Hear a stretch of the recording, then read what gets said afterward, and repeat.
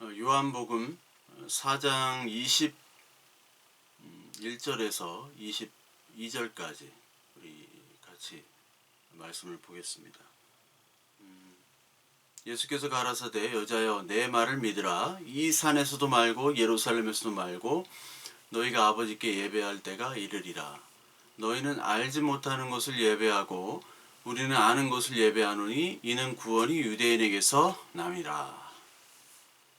네, 우리 그리스도인들은 자신이 누구인지를 아는 사람들이죠. 그래서 사람은 자기가 누구인지 어떤 정체성을 가지고 있는지를 알아야 되는 겁니다.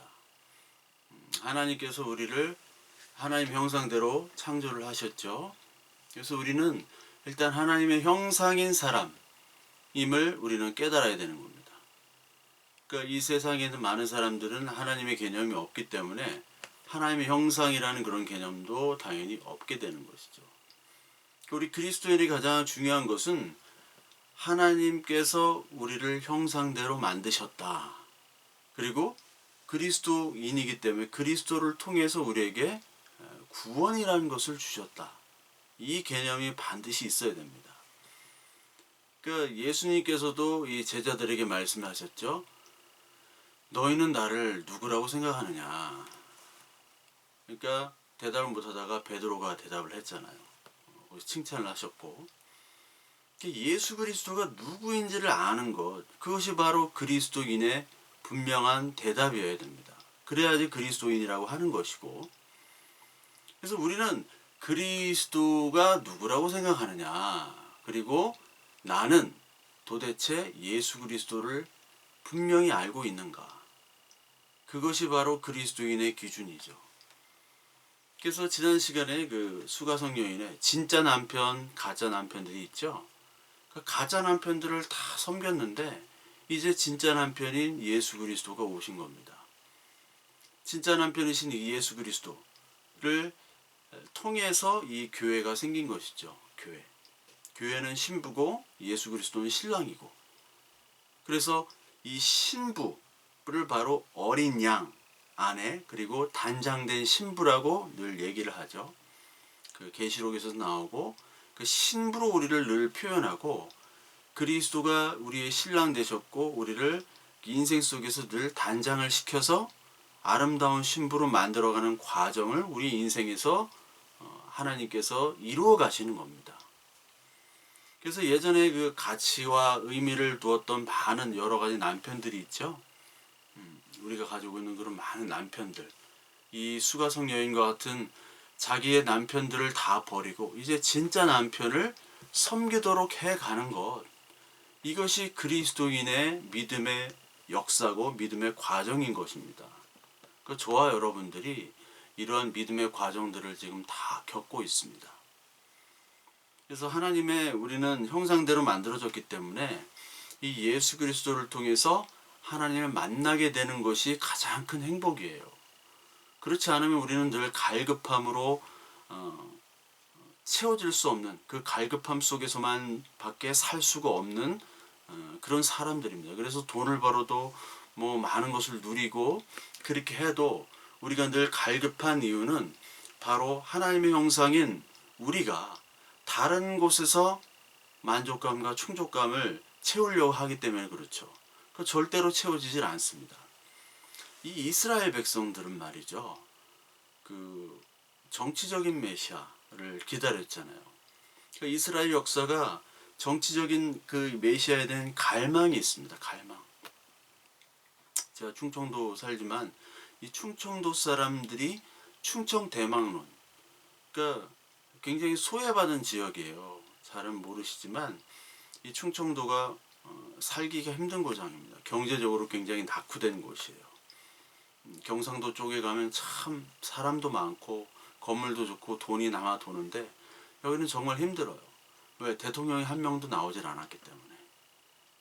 그래서 이 충청도 사람들은 이 대통령 충청 대망론, 뭐 윤석열이 아무 상관도 없어요. 충청도 사람도 아닌데 뭐 하여튼 윤석열을 충청권 어떻게 엮어가지고 자기 아버지가 뭐 공주 출신이다 해가지고 그런 막 대망론을 가지고 있어요. 충청도 사람들이 한이 많습니다.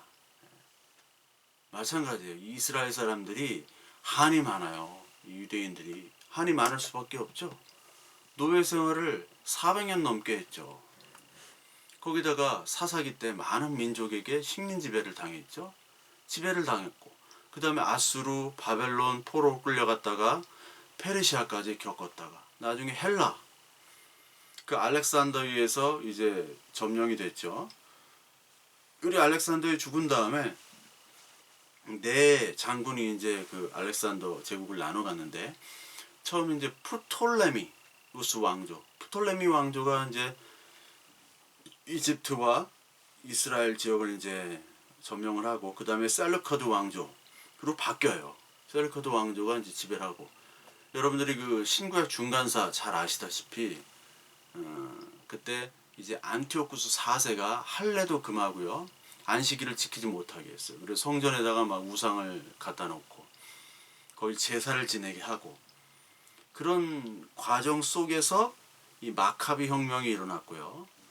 그러니까 헬라화를 시키려고 하니까 이 헬라 그 안티오쿠스 4세가 그 마카비 혁명의 이후에 로마의 또 압제가 오는 겁니다.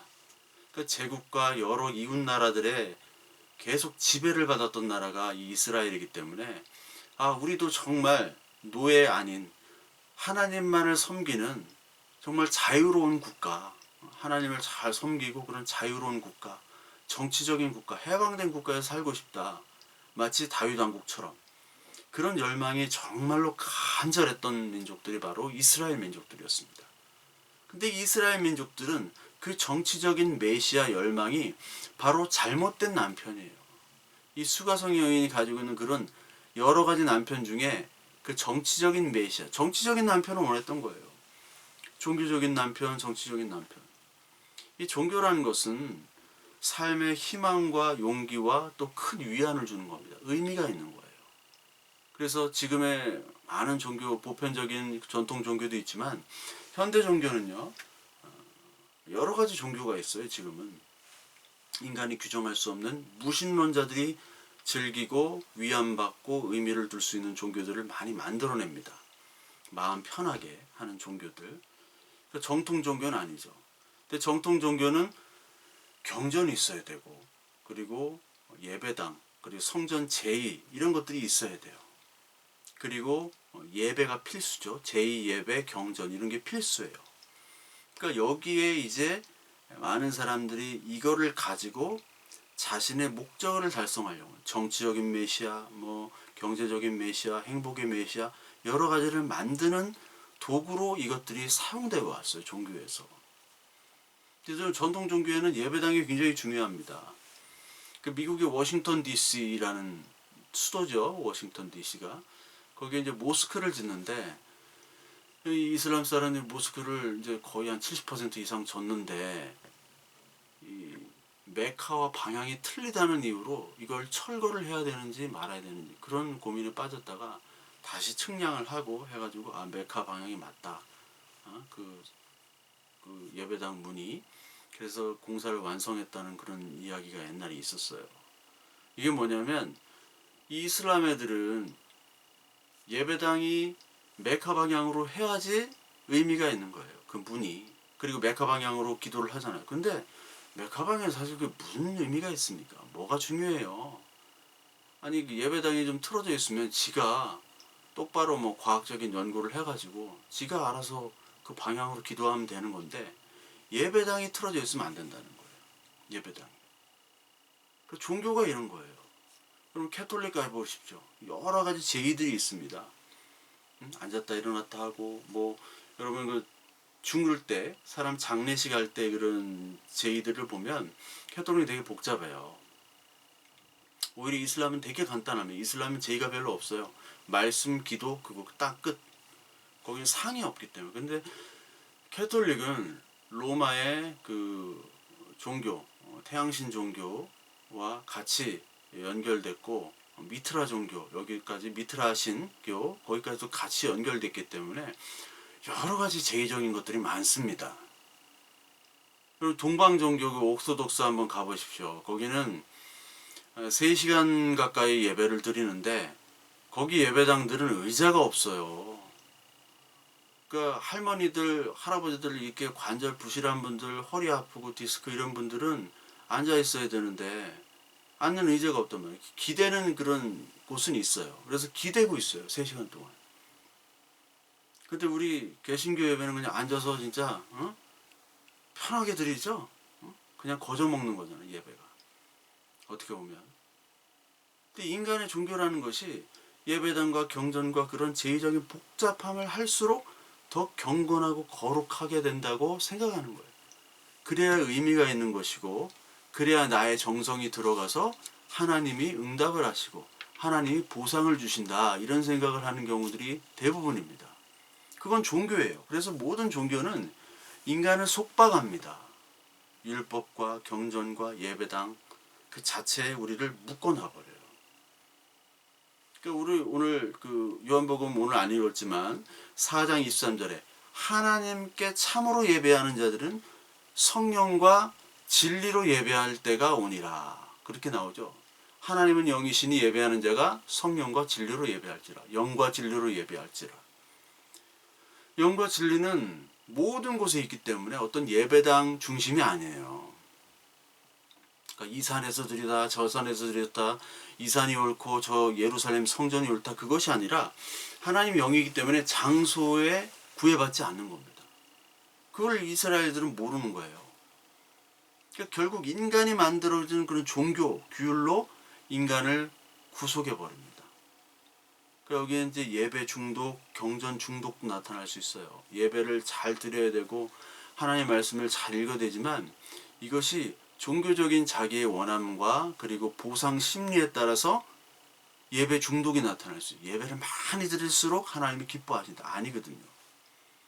그러니까 이런 것을 열심히 함으로 말미암아 어떤 종교적인 기독교, 뭐 정치적인 기독교, 경제적인 기독교를 가지고 내 원하는 그런 기독교에 맞춰서 내 경전과 예배당과 그리고 나의 헌신 이런 것들을 다 의미를 부여한다는 겁니다.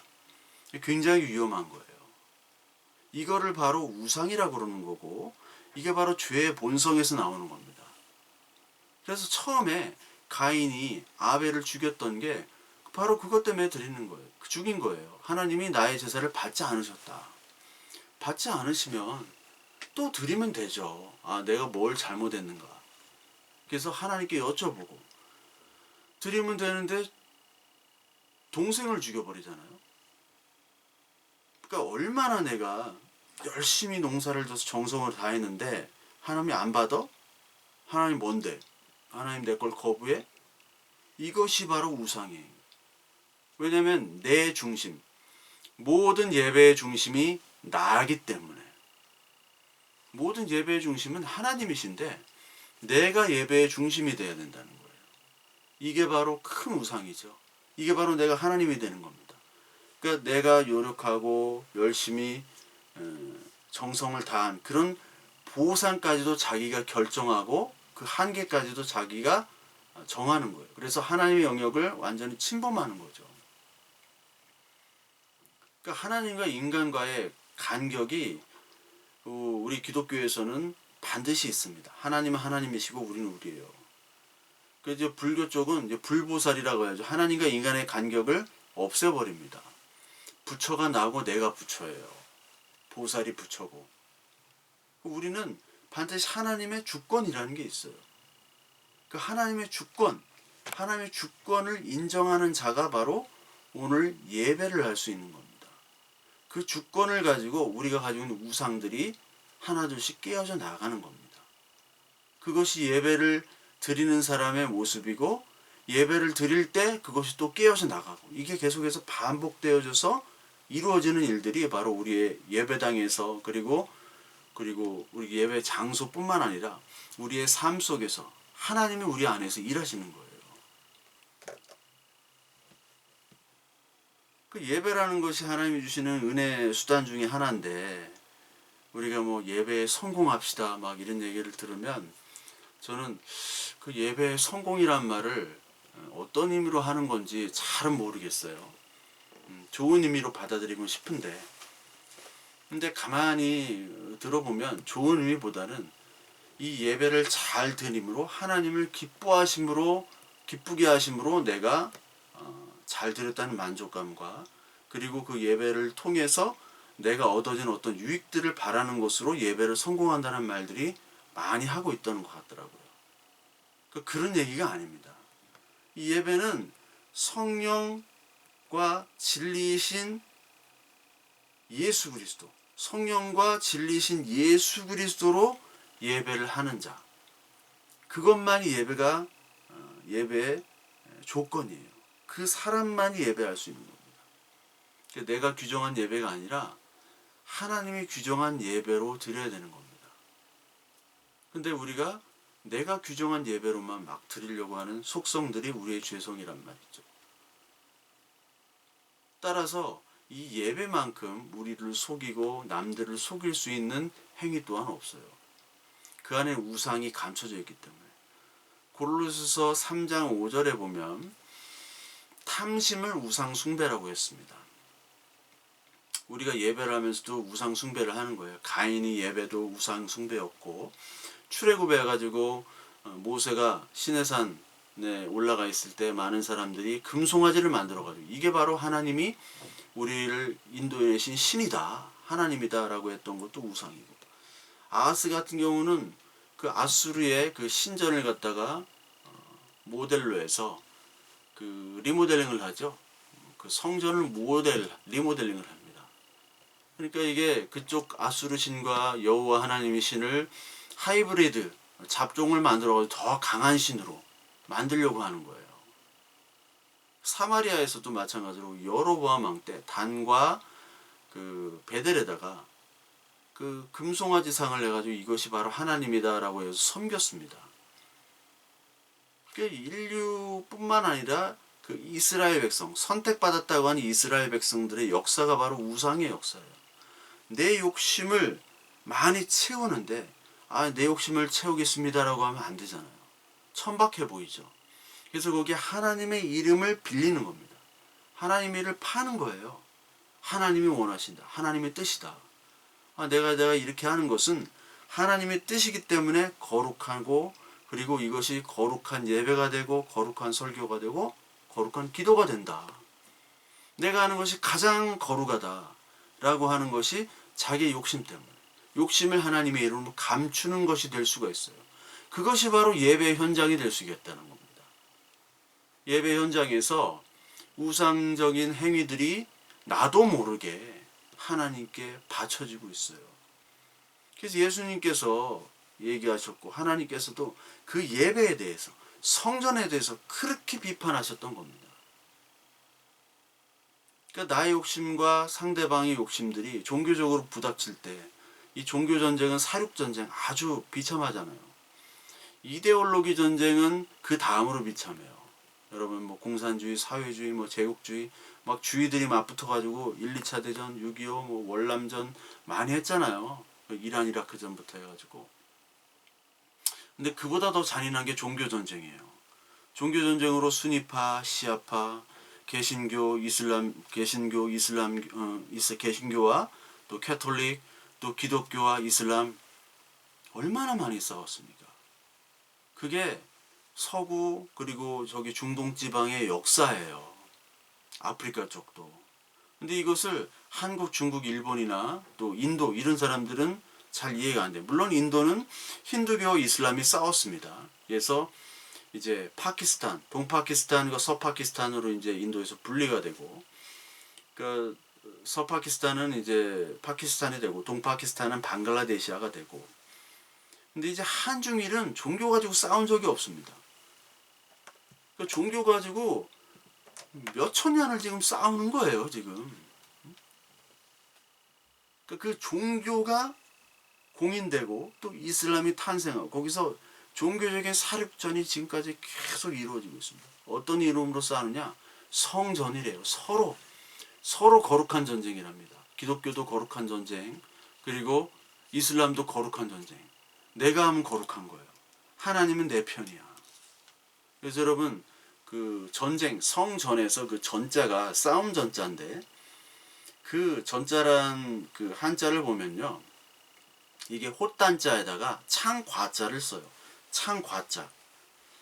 이 창과자는요, 나 아자에 창과자가 들어갑니다. 그리고 이룰 성에도 창과자가 들어가고, 성을 쌓는 성성자에도 창과자가 들어가고, 재판할 때 그 제자에도 창과자가 들어가요. 참 많이 써요.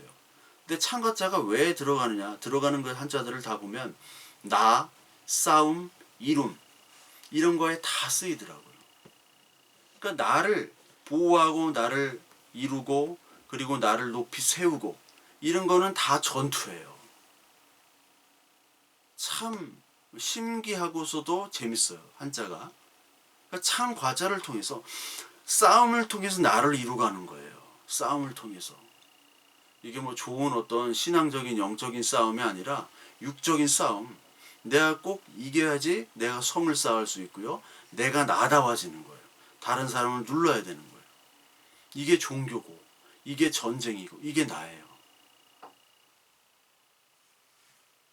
그러니까 성전에 있다고, 어떤 예배당에 있다고, 주일날 뭘 예배를 드린다고, 어떤 헌금을 하고 기도하고 봉사하고 찬양을 하는 그런 종교적인 행위를 통해서 내 욕망을 감추기 쉽다는 겁니다.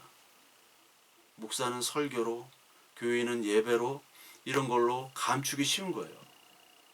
그 속에 진짜 하나님께서 하시는 그 바른 말씀, 이 산에서도 말고 예루살렘에서도 말고 네가 알지 못하는 것을 예배하고 우리는 아는 것을 예배하는데 진짜 아는 것을 예배할 때만이 하나님께서 그것을 인정해 주시는 거예요. 그렇지 않으면 우리는 우리 하는 모든 예배가 다 우상 숭배입니다. 오늘 이 성경 말씀에 사마리아인들의 예배가 나오죠. 사마리아인들의 예배는 그 산에서 예배를 드렸다고 했어요. 이 산에서도 말고 이 산에서 우리는 예배를 드립니다. 얘기하죠. 이 산이 어디냐? 그리심산입니다.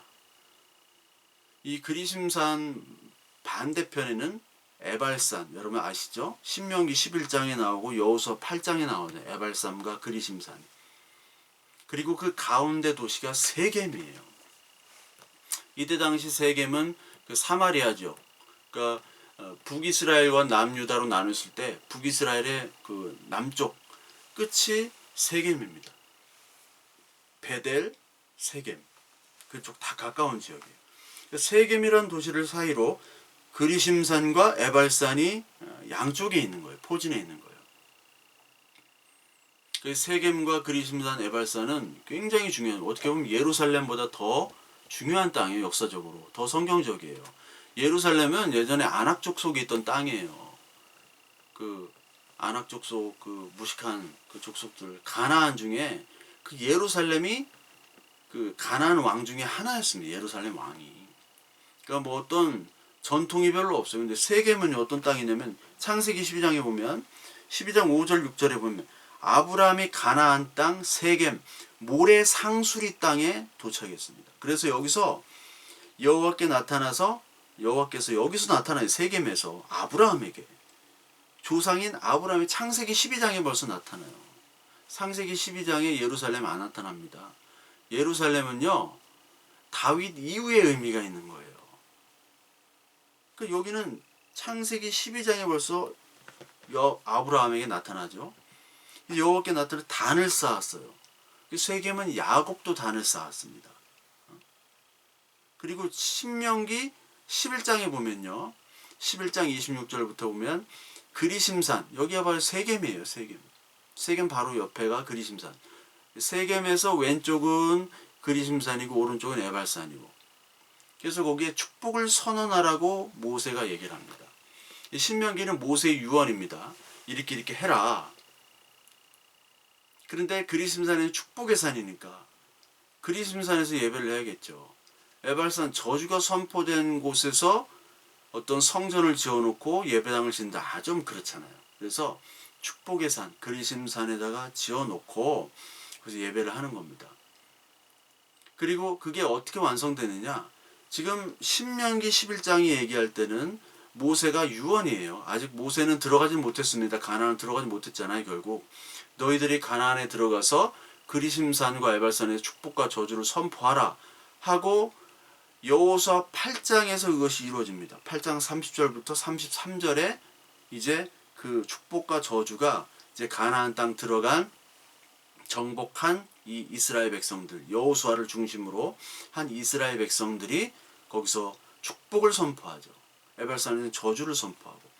그러니까 조상 대대로부터 섬겼던 땅, 그리고 단을 쌓았던 역사와 전통이 깊은 세겜 지역, 이 세겜 모래 상수리죠. 여기가 바로 그리심산, 그 세겜 땅이에요. 근데 이 세겜 땅은요, 그 열왕기상 12장에도 또 나옵니다.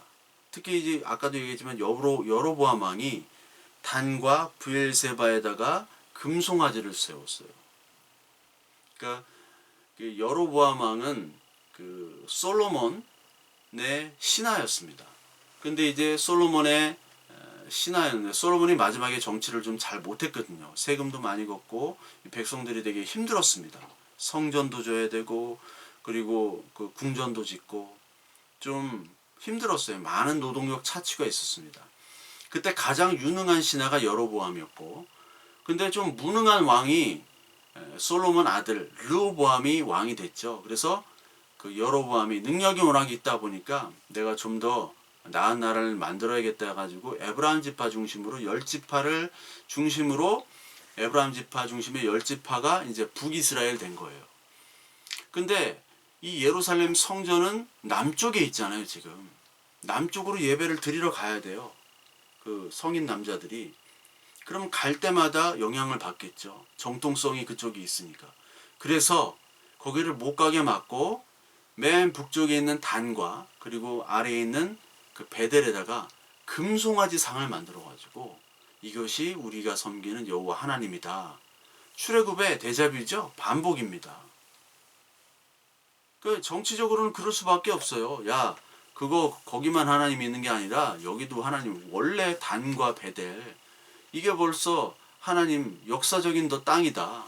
역사적으로 정치적으로 신앙적으로 더 의미가 있는 땅이다. 의미 부여를 해가면서 거기다가 금송아지를 섬겼죠. 왜냐하면 여로보암 왕이 정통성이 없기 때문에. 그러니까 정치적인 기독교로 섬긴 거예요. 이 세겜 지역이. 그리고 북이스라엘 지역이, 사마리아 지역이요. 그럼 뭐 이 유다와 예루살렘을 예루살렘에서 잘 섬겼냐? 아니죠. 뭐 너무 욕을 많이 하시잖아요, 예수님이. 예루살렘에서 섬기는 이 성전의 제사장들과 서기관 바리새인들에게 독사의 자식이라고 해가면서 잘 섬기지 않았어요. 선지서에 보면은요, 열왕기 역대기의 배경으로 하는 많은 선지자들을 통해서 하나님께서는 너희들 우상을 섬겼다. 이방인들을 한번 봐봐라. 언제 어디서 누가 이렇게 배반하면서 섬기는 민족이 있었느냐. 너희들은 창녀와 같고 너희들은 늘 배반하는 백성들은 너희밖에 없다. 이렇게 얘기하시죠. 하나님께서 그러셨습니다. 그러니까 이방인들은 자기신만 섬겼는데 이 이스라엘 백성들은 막 이것저것 다 섬기는 거예요. 다 남편을 삼는 거예요. 유익되는 거. 너 같은 백성들은 없다. 성전 예배와 이 율법이 장사가 돼버리는 것에 예수님이 분노하셨죠. 그래서 다 엎으셨잖아요. 오늘 21절에 여자여 이 말을 믿으라. 이 산에서도 말고 예루살렘에서도 말고 너희가 아버지께 예배할 때가 이르렀느니라. 조상들은 이 산에서 예배를 했어요. 우리는 쭉 예배를 드렸기 때문에 이 예배를 하고 당신들은 예루살렘에서 예배를 하고 그게 뭐가 문제가 되느냐 하는데 예수님은 예루살렘도 아니고 너희가 가는 그리심산도 아니다 라고 얘기를 하십니다. 그럼 뭐 어디냐? 그러시면서 너희는 알지 못하는 것을 예배하고 우리는 아는 것을 예배한다고 얘기하죠. 특히 그 21절에 너희가 아버지께 예배할 때가 이르리라 라는 말을 합니다. 아버지께 예배할 때, 아버지께. 프로슈케네오, 프로슈큐네오라고 하죠. 이 헬라어 말로 예배한다. 그러니까 그리심산에서 예배하는 요 때가 아니라 이제 아버지께 예배할 때가 온다라고 해요. 호라. 온다. 그 때가 온다. 그러니까 지금까지 했던 예배는 예배가 아니라는 겁니다. 이스라엘 백성들의 취미이자 특기가 예배인데, 제사인데, 니들이 했던 거는 지금 예배도 아니고 제사도 아니고 아무것도 아니었다라는 거죠. 그럼 뭐냐 도대체? 너희가 뭐를 했느냐? 아무것도 안 했다는 거예요. 지금까지. 그건 예배가 아니었다는 겁니다. 참으로 기가 막힌 얘기죠. 그렇게 천년이 넘게 지속했던 그런 제사 예배를 하나님이 다 없다라고 얘기하십니다. 요한복음 16장 23절부터 24절에 보면 무엇이든지 아버지께 구하는 것을 내 이름으로 주시리라. 지금까지는 너희가 내 이름으로 아무것도 구하지 아니하였으나 구하라. 그리하면 받으리니 너희 기쁨이 충만하리라.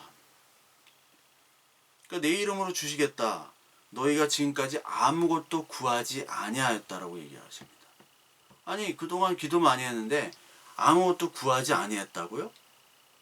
그동안 많이 구했는데요. 아무것도 구하지 않았대. 너희들은 예배도 하지 않았고 기도도 하지 않았고 말씀을 보지도 않았고 너희들이 헌금한 11조들 재물들 이 모든 것들은 사실 하지 않았던 것으로 얘기하시는 겁니다. 기도하지 않았다는 거예요. 왜? 내 이름으로 하지 않았기 때문에. 내 이름으로. 내 이름, 내가 어떤 사람인지 내가 어떠한 분인지 너희가 아는 것으로 예배할 때가 예배인 거예요. 그러니까 한 번을 하더라도 제대로 하라는 얘기예요. 한 번을 하더라도. 제대로 된 불법적인 예배 1000번 하고 10,000번은 아무 소용이 없다. 내가 횟수로 정하지 않겠다. 그걸 안 쳐주는 거예요. 하나님께서는. 너희는 알지 못하는 것을 예배하고 우리는 아는 것을 예배한다. 너희들이 그리심산에서 예배하는 것 아니다. 우리는 아는 것. 우리라는 것은 예루살렘에서 예배하는 유대인이 아닙니다. 우리라는 것은 하나님을 예수 그리스도를 통해서 예수 그리스도의 십자가 구원의 은혜를 가지고 구원받은 모든 사람들, 그 사람들이 바로 우리예요. 여기서 이게 바로 이스라엘인 겁니다. 뜻이 참 이스라엘, 성도, 새 예루살렘과 새 땅, 새 예루살렘, 새성 예루살렘이에요. 그 예배라는 것은요, 하나님을 하나님으로 보는 것, 하나님을 하나님으로 대접하는 겁니다. 예수 그리스도께서 하나님인 본체임의 동시에 하나님인데 오셨는데도 그 백성들이 영접을 하지 않았다고 그랬죠. 왜? 하나님으로 안 보였기 때문에. 하나님으로 대접하지 않았기 때문에 그래요. 하나님으로 대접하지 않았기 때문에 그들은 예배를 드린 게 아닙니다. 자기와 많은 사람들 보기 위해서 예배를 한 거예요. 그러니까 하나님을 아는 것으로부터 시작돼야 되고 그 하나님은 누구를 통해서 아는가? 예수 그리스도를 통해서 알게 되는 거죠. 하나님을 보여주세요라고 제자들이 얘기했더니 아니 나를 보는데 어떻게 다시 하나님을 보여달라 얘기하느냐. 하나님은 어떤 분이시고 어떻게 우리에게 역사하시는가를 예수 그리스도를 통해서 우리에게 다 보여주시는 겁니다. 그 예수 그리스도를 영접하는 것이 예배예요. 여러분 아버지가 밖에서 돌아다니면서 돈이나 버는 사람, 엄마 집에서 밥이나 하는 사람, 아버지를 일꾼으로 취급하고 엄마를 식모로 여기는 그런 자식들이 있다면 그게 불효자겠죠.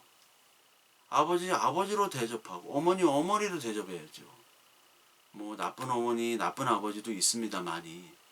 정상적인 아버지 어머니 좋은 아버지들을 많잖아요. 대부분이잖아요. 그들에게 아버지 어머니를 통해서 내가 나왔기 때문에 나의 창조의 근원 그렇게 대접을 하는 거예요. 일꾼으로 식물로 대접해서는 안 되겠죠. 마찬가지입니다. 하나님께서 우리를 뭐 밥이나 주고 병이나 고쳐주고 뭐 좀 위로나 해주고 뭐 로또 샀는데 이걸 당첨되게 해주고 이 정도의 수준으로 하나님을 인식하고 예수 그리스도를 받아들이고 예수 그리스도의 말씀 어떤 영적인 안식만을 그리고 나의 기분 좋음 어떤 나의 행복만을 추구하는 그 정도 수준에서만 이해한다는 것은 하나님을 하나님으로 대접하지 않는 거예요. 그게 바로 우상입니다. 그렇게 대접한다면 아무리 예배 형식이 화려하고 절차가 복잡하고 막 열심과 정성을 다 하더라도 그것은 나를 위한 거예요. 하나님을 위한 게 아닙니다. 하나님을 대접하는 것도 아니고 하나님께 예배하는 것이 아니에요. 분명히 아는 것을 예배해야 됩니다. 아는 것으로 예배해야 돼요. 예수 그리스도로 예배해야 돼요. 예수 그리스도께서 우리에게 절대적인 언약으로, 절대적인 주권으로 우리에게 구원을 주신 분, 나에게는 구원의 어떤 능력도 없는 전적인 영역에 다 타락된 나, 그 하나님이 끝까지 나를 하나님의 자녀로 택했다면 끝까지 이끌어 주시는 그 불강력적인 그 은혜와 하나님의 열심과 그 사랑, 그것을 예수 그리스도를 통해서 주셨고, 그리고 이 성경 창세기부터 계시록까지의 모든 계시의 말씀과 복음으로 우리에게 주셨습니다. 그거를 고백하는 자만이 예배하는 거예요.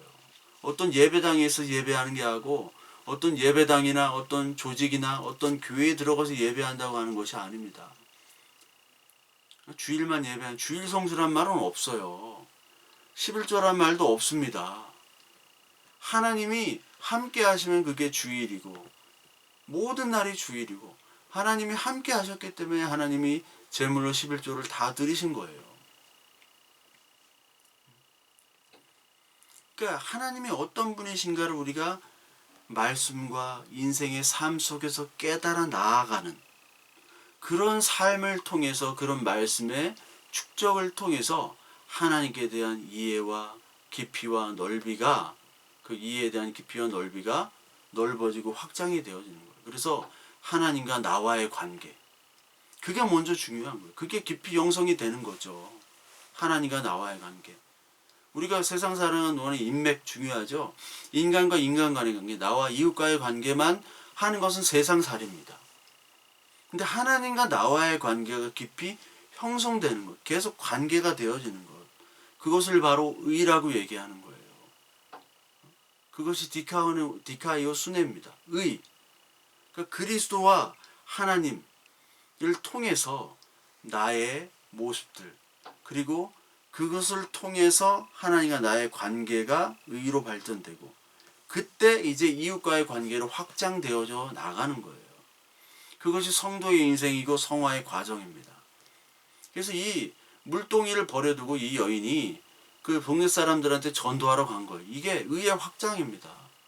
하나님과 나와의 관계가 이제 이루어졌기 때문에 이제 내가 육체적인 물로 마시는 이 물동이 물은 더 이상 중요한 게 아니에요.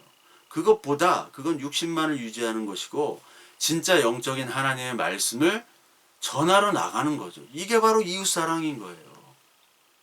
마을 사람들에게 진짜 생수이신 예수 그리스도를 내가 발견했다. 그걸 가지고 나가는 것. 이게 바로 관계의 확장이, 의의 확장입니다. 이게 바로 진짜 전도예요. 복음 전도고 이게 바로 선교입니다. 이걸 잊어버리고 그냥 선교 현장, 전도 현장, 뭐 사탕 주고 빵 주고 뭐 건물 지어주고 이걸로 다 망한 겁니다. 선교 현장을 가보십시오. 다 아무것도 없어요. 폐허예요.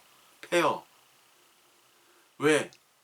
사상 누각, 모래 위에 지은 집이기 때문에. 말씀과 반석 위에 줘야 되는데.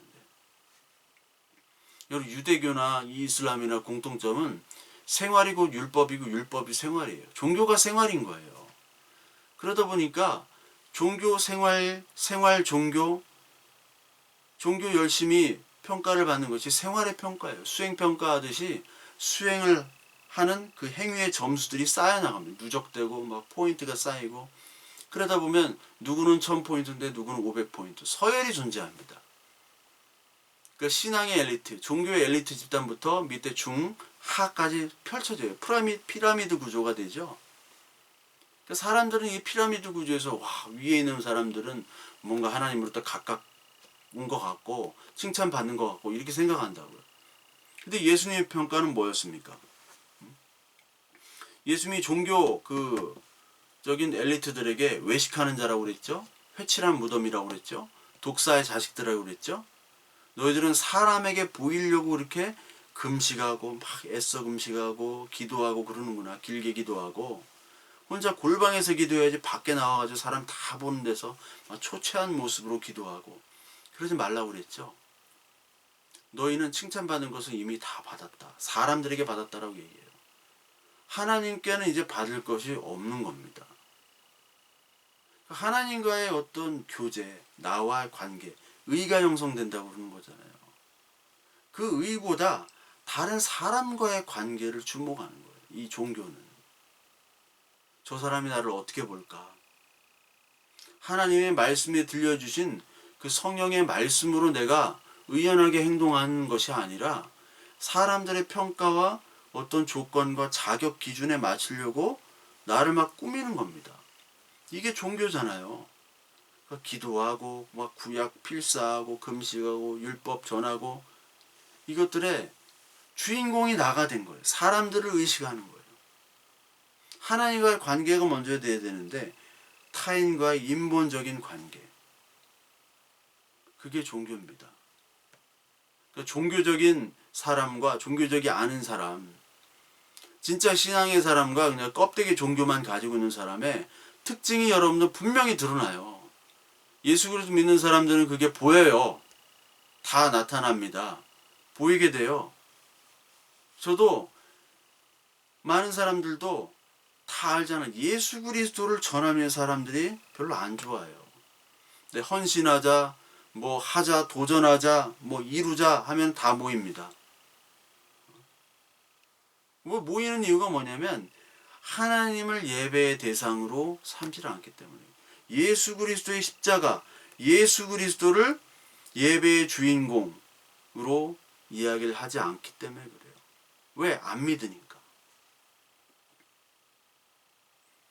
그 헌금과 기도와 찬양, 전도 이것이 하나님과 무관해지면요. 이거는 안 드리는 게 납니다.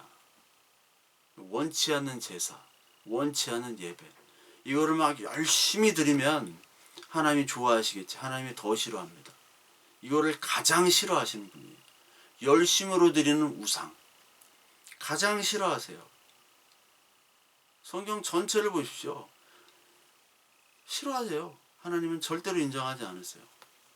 무슨 시험 문제를 냈는데 어떤 친구들 답을 모르니까 막 교수님 죄송합니다 하면서 막 자신의 인생 얘기를 하면서 막 연애 얘기, 군대 얘기 막 너절분한 다 얘기 쓰고 교수님 죄송합니다. 이렇게 쓰면은 참 마음 약한 교수는 옛날에는 뭐 C도 주고 어떤 교수는 막 B도 주고 그랬어요. A4지 막 A4지가 아니고 그때 큰 종이 막 3-4장씩 쓰는 그런 이상한 친구도 있었는데 그래 정성이 갸륵하다. 근데 이건 F죠 F. 전혀 문제와 다르니까. 전혀 다른 행위를 하니까 예수님께서도 성전을 엎으셨고요. 선지자들 많은 선지자들이 이사야서 그 1장에 보면 절기 제사 이것들을 너무 많이 가져오니까 이제 가증스럽다고 얘기하시면서 너희들이 드리는 절기 제사들 예배들 이런 것들이 이제 나한테 무거운 짐이다. 제발 좀 하기 싫은 거 계속 해주는. 난 치킨 먹고 싶은데 계속 백숙 해주는 거. 너무 싫죠. 말라기에서는 성전 문 좀 닫아라. 너희들은 나한테 똥칠을 하는구나 라고 해요. 똥칠을. 우리가 이거를 분별하셔야 돼요. 하나님이 원하시는가? 하나님의 입장에서 하나님의 의의 입장 하나님과 나와의 관계에서 우리는 알아봐야 돼요. 내가 진짜 드리는 예배가 진짜 예배인가? 이 제사라는 것은 예배잖아요. 예배가 제사고 제사는 제물이 있어야 되는데 그 제물은 유일한 제물, 흠이 없는 제물은 바로 예수 그리스도죠. 그 예수 그리스도가 없는 예배는 예배가 아닌 겁니다. 그 예수 그리스도가 있는 예배와 없는 예배는 뭐냐? 그걸 알라는 거예요. 너희들은 지금까지 몰랐다. 예수 그리스도 없는 예배를 지금 드렸지 않느냐? 너희들 예배당에 와가지고 화려한 찬양과 뭐 분위기와 뭐 설교자, 막 설교자들이 요즘은 다 연기자니까 막 하고 하지만 그 속에 여러분 뭔가 예수 그리스도께서 말씀하시는 게 느껴지십니까? 예수 그리스도의 참 말씀으로 나의 영이 살아나고 있습니까? 그 예수 그리스도께 우리의 모든 죄의 고백과 우리는 이런 존재고 나는 그리스도밖에 의지할 사람이 없습니다. 의지할 분이 없고 하나님의 전적인 은혜, 전적인 하나님의 주권에 의해서 내 인생은 움직여집니다. 왜 그런지는 잘 모르고 이해되지 않지만 내가 그 주님, 그 이해되지 않는 주님을 믿습니다. 이런 고백으로 여러분들 예배하고 있습니까? 아니면 그냥 앉았다가 그냥 가만히 앉았다가 때 되면 가십니까? 이 예배가요, 이게 완전히 지금 바뀌어 버렸어요. 내가 만족해야 되는 예배예요. 하나님이 주시는 예배가 아니라 내가 만족해 주는 예배. 그 제사와 성막과 절기의 모든 실체들이 예수 그리스도에 불과하고 그것들이 내가 주인공이 된 거예요. 내가 만족해야 돼요. 이것이 여러분 히브리서에 보면 잘 나와 있습니다. 로마서, 갈라디아서, 히브리서가 같은 얘기를 하고 있어요.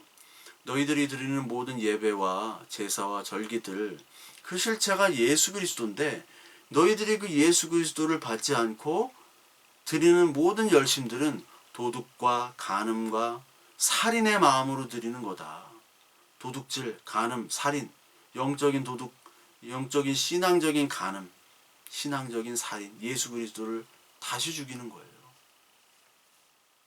그 예배 때 예수 그리스도의 예물을 가져와야 돼요. 예수 그리스도의 죽음이 내 죽음이어야 되고, 예수 그리스도의 기쁨이 내 기쁨이 되고, 예수 그리스도의 아픔이 내 아픔이어야 되고, 예수 그리스도의 순종이 내 순종이어야 되고, 예수 그리스도의 말씀이 나의 말씀이어야 돼요. 그러니까 하나님의 전적인 의와 은혜로만 나오는 자, 그 사람이 바로 예배를 드릴 수 있는 사람입니다. 구원의 은혜와 감격, 예수 그리스도 때문에 나오는 이 사람들이야말로 예배를 할 수 있는 사람이에요. 아무것도 모른 채 그냥 나와서 예배당에 앉아 있다면 여러분께 시간 낭비죠. 하나님 얼마나 아파하시겠습니까? 내가 너희를 위해서 이렇게 희생하고 교회를 세웠는데 나의 죽음을 통해서 너희들은 알지 못하는 것은 오늘도 예배를 하는구나. 그것도 열심히, 응?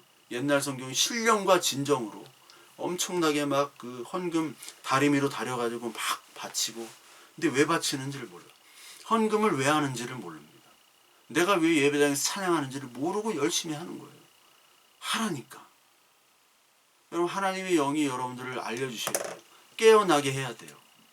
하나님의 영으로 말미암아 내가 예배하고 있구나.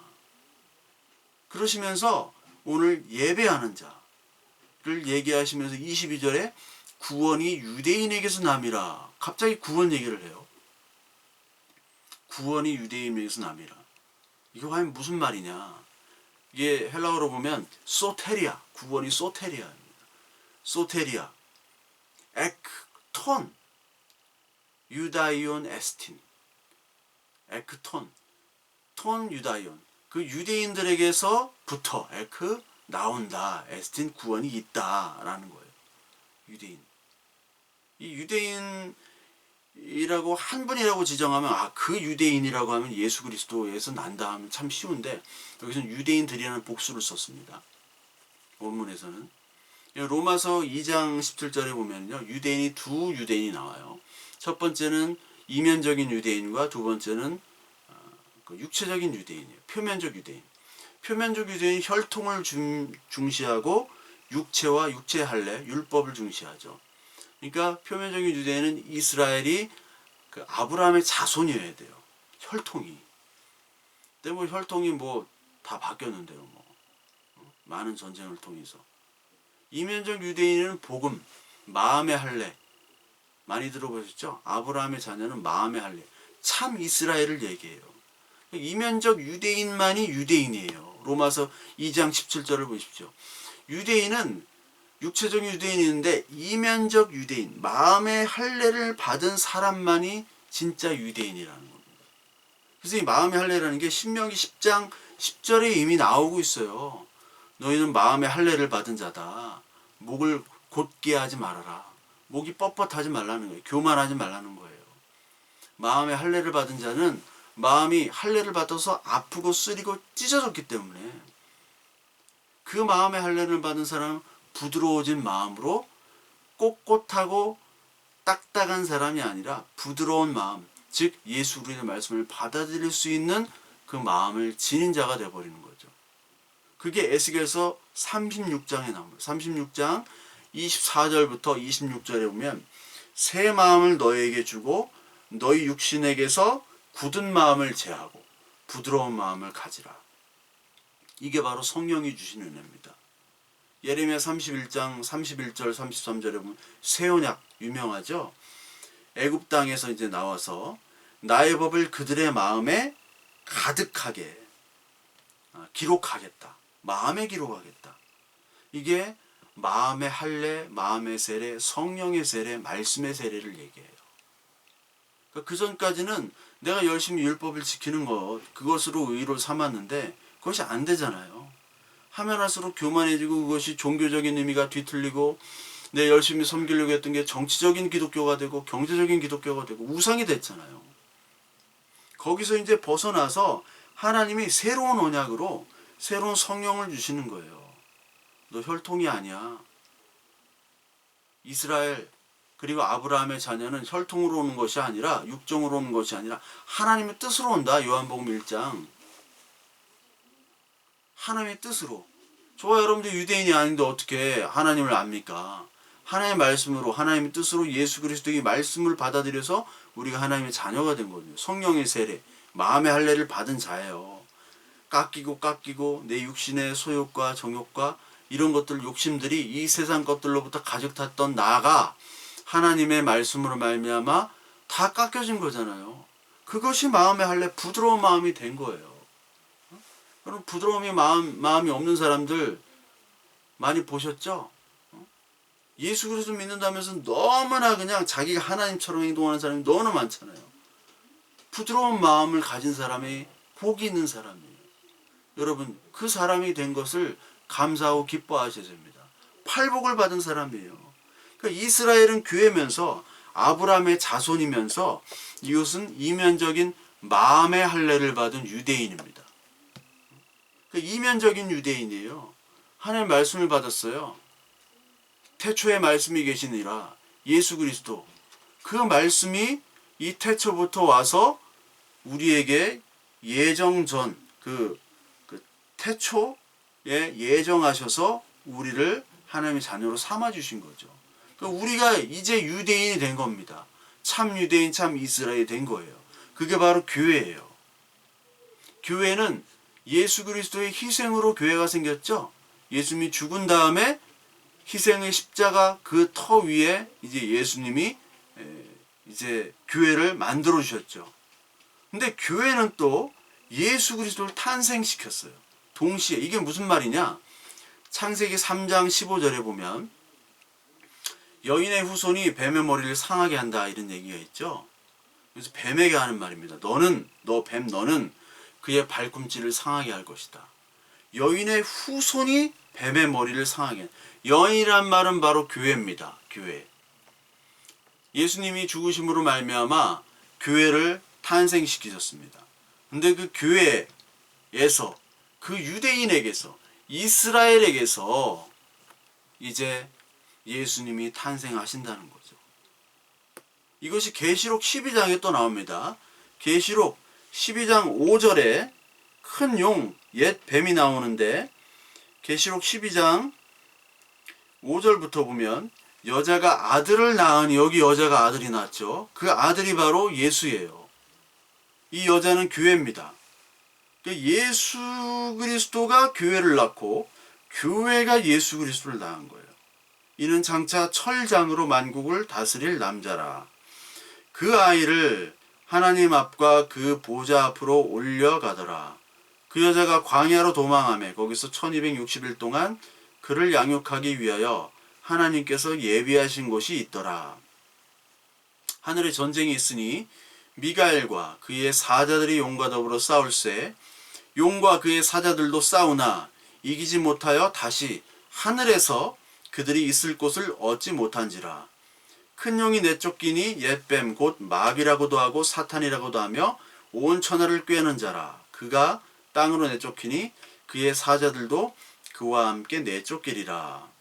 내가 또 들으니 하늘에 큰 음성이 있어 이르되 이제 우리 하나님의 구원과 능력과 나라와 또 그의 그리스도의 권세가 나타났으니 우리 형제들을 참소하던 자 곧 우리 하나님 앞에서 밤낮 참소하던 자가 쫓겨났다. 그러니까 교회가 예수 그리스도를 낳죠. 그리고 여자를 아들을 낳아가지고 이제 1260일 동안, 그러니까 이 예수님이 초림과 재림 사이가 1260일이죠. 오늘 이 땅에 저와 여러분들이 살아가는 이 동안의 기간이 1260일 동안 양육을 받는 거예요. 양육을. 이 교회가 양육을 받습니다. 그래서 하늘에 전쟁이 일어나고 그게 큰 용이 내쫓겨요. 마귀 사탄이죠. 이 마귀 사탄은 우리 형제들을 참소하던 자예요. 자꾸 너는 죄가 있다. 죄인이다. 너는 예수 그리스도로 구원을 받지 못한 자다. 자꾸 우리의 죄를 지적하는 참소하는 자를 쫓아내게 하는 것이 바로 교회가 낳은 아들. 그것이 창세기 3장 15절과 연결이 되는 거죠. 여러분들 이해가 되시죠? 교회가 예수 그리스도를 낳고 예수 그리스도가 교회를 낳은 것. 이면적 유대인이 바로 교회고 그것이 바로 참 이스라엘. 그러므로 예수 그리스도가 아들로 탄생했다라는 것. 이것이 여러분들 신앙적으로 이해가 되실 거예요. 즉 그래서 구원이 유대인, 마음의 할례를 받은 유대인, 그리고 이면적인 유대인, 그리고 이스라엘 백성을 대표하는 그 교회, 그러고가 동시에 그 교회의 대표이자 하나님의 본체이신 예수 그리스도를 유대인이라고 얘기하는 거예요. 그러니까 유대인 안에는 예수 그리스도와 우리 교회가 같이 있습니다. 구원은요, 그리스도를 통해서 나오는 거예요. 그런데 교회를 통해서 같이 나와요. 그러니까 우리가 능력이 있는 것이 아니라 우리 안에 있는 교회에는 예수 그리스도 때문에 구원이 거기서 나온다는 겁니다. 그러니까 너희는 알지 못하는 예수 그리스도 누군지를 모르고 예배하는데 하나님의 은혜를 받은 자, 하나님이 어떤 분인지를 아는 이면적인 마음의 할례를 받은 사람들은 예배하는 것이 어떠한 예배인지, 누구를 대상으로 예배하는 건지, 하나님이 어떠한 분이신지를 알고 예배하기 때문에 진짜 참 예배가 된다라는 말씀입니다. 여러분, 저와 여러분들이 지금 어떠한 예배를 드리고 있습니까? 참 예배입니까?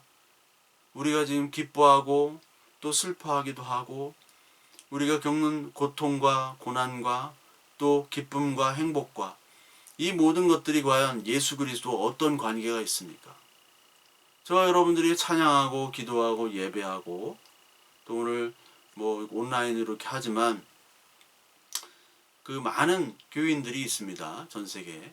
그런데 그 많은 교인들이 과연 내가 알고 드리는 예배인가?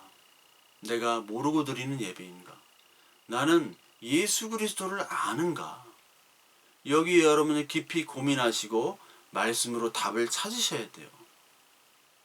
그것이 하나님이 정말로 원하시는 예배입니다. 찾으라는 거예요. 구하라, 두드리라. 그러면 성령을 너에게 주신다고 하셨습니다. 성령을 통해서 지난 시간에 배웠죠? 지난 시간도. 성령, 그 생수를 주시겠다는 겁니다. 내가 누구인지를 깨닫게 해주시겠다는 거예요. 어떤 사람은 성경만 백날 공부해도 이 지식으로만 그냥 예수 그리스도를 믿지 않는 거예요. 지식으로만 아는 거예요.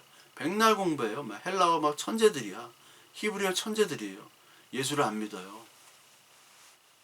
하나님이 주셔야 되는 겁니다. 하나님이 주시면요, 교회 별로 가본 적도 없는데 예수 그리스도를 고백합니다. 이게 은혜고 이건 하나님이 하신 거죠. 하나님이 하셨기 때문에 그 고백을 하는 거지 누가 그걸 알려준다고 고백합니까? 그게 바로 성령의 일입니다. 성령의 일이고 이게 바로 하나님의 일인 겁니다. 하나님이 그렇게 일을 하신다는 거예요. 예배자를 찾으신다고 그랬어요. 예배자. 성령과 진리로 예배하는 자를 찾으신다고 그랬어요. 우리가 어떻게 하나님의 말씀인지 분별합니까? 하나님이 영으로 우리에게 부어주시는 겁니다. 예배당, 성경 말씀, 여기에 하나님이 있는 것이 아니에요. 이런 성경책에 있는 것이 아니에요. 스마트폰에도 하나님의 말씀이 있어요. 책에 있는 하나님의 말씀과 여기 있는 하나님의 말씀과 무슨 차이가 있습니까? 똑같지.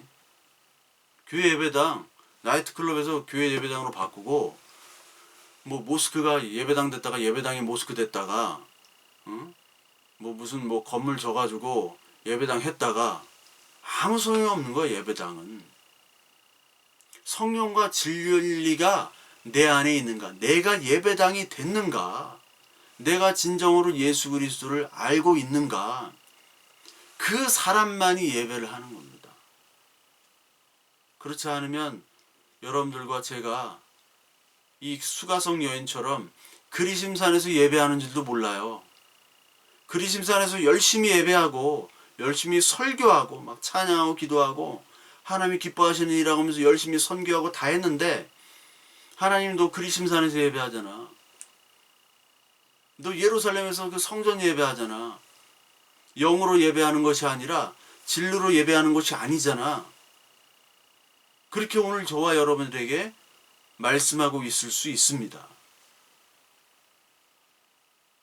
저와 여러분들이 오늘 무엇 때문에 지금 이렇게 예배당을 가야 된다고 하고, 예배에 목숨 걸라고 하고, 예배 아니면 죽음을 달라, 정권이 기독교를 타나 봐요. 예배당 예배 못 보게 하고, 공산주의가 이 교회를 씨를 말리게 한다고, 예배 아니면 생명 아무 의미가 없다, 예배 아니면 죽음을 달라라고 얘기하는 사람들이 많죠. 근데 예배가 과연 뭐냐 그거예요. 예배가